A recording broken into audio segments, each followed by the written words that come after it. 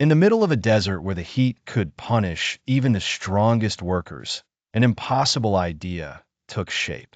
A river that flooded land in spring and vanished in a shortage in summer would be restrained by human hands, stone, and concrete.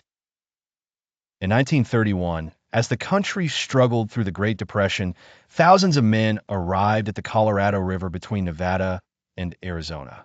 They were miners, laborers, mechanics, and dreamers. Some came for a paycheck, others for a new beginning, and all of them faced the same danger. The rock was hard, the canyon was deep, and the summer air burned like an open furnace. Among the workers was Eli Mercer, a quiet foreman with a habit of measuring everything twice and speaking only when necessary. He had seen bridges fail and mines collapse, and he trusted precision more than hope.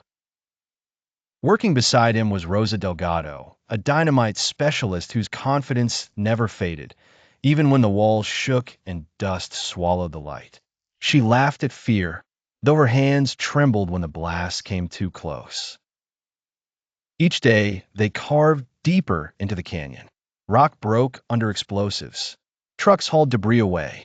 Forms rose higher as concrete poured in by the ton, then the thousand, then the million.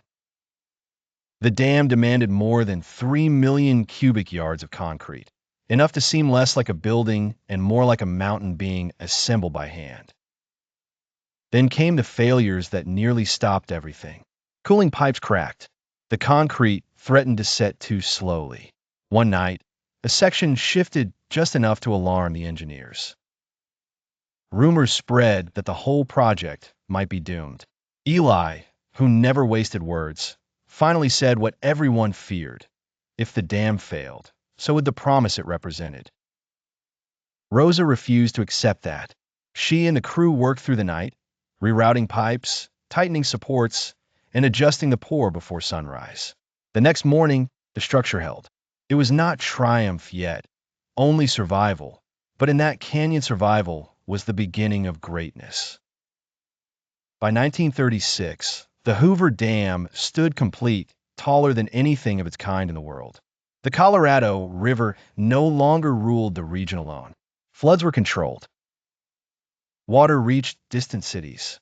Turbines turned rushing water into electricity, sending power across the Southwest and changing the pace of life far beyond the canyon walls. Years later, visitors would stand above the immense curve of concrete and try to imagine what it had taken to build it. They would see a monument to engineering, but also to endurance, risk, and cooperation. The Hoover Dam was not only a structure.